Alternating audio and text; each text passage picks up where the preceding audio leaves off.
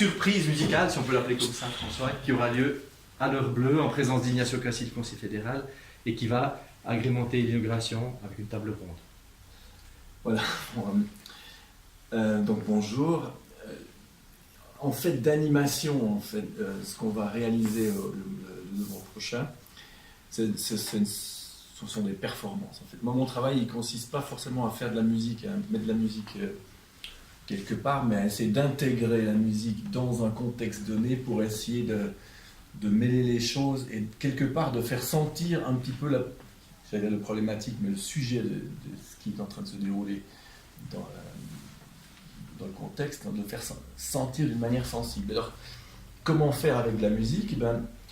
Ce qu'on va faire, c'est une série de performances qui s'appelle Eclipse. Et c'est assez simple, en fait, c'est l'idée de mettre des musiciens partout dans la salle, et pas sur scène, là, mais partout dans la salle. Et sur scène, il y a une montre, en fait, un chronomètre, un grand chronomètre. Et en réalité, chaque musicien dispersé dans la salle possède une partition qu'il n'a en fait jamais vraiment joué avec les autres. Et puis, sur cette partition, c'est inscrit ce qu'il doit faire, quand et où.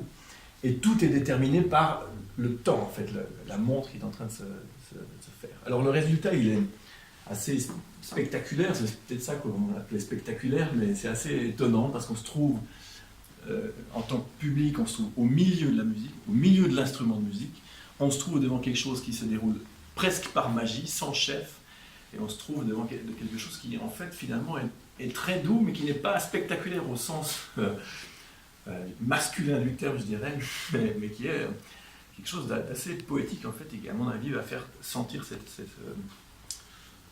ce que c'est qu'en fait, à mon avis, ce que c'est que ce garde-temps qui la montre.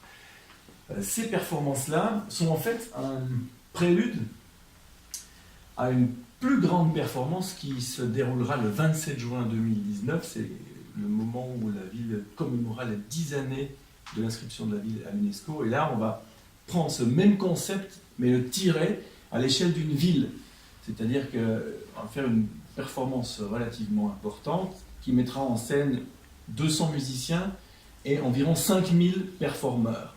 C'est-à-dire, en gros, tous les enfants de la ville vont participer à une performance, plus une partie du public, ce qui fait qu'on devrait avoir là aussi un phénomène assez étonnant où tout à coup, potentiellement toute la ville, si vous voulez, se trouve en train de réaliser, de prendre part à quelque chose qui est créé sur le moment et qui est généré par des montres, simplement, où les montres, où le temps met finalement en mouvement une sorte de vie qui est toujours...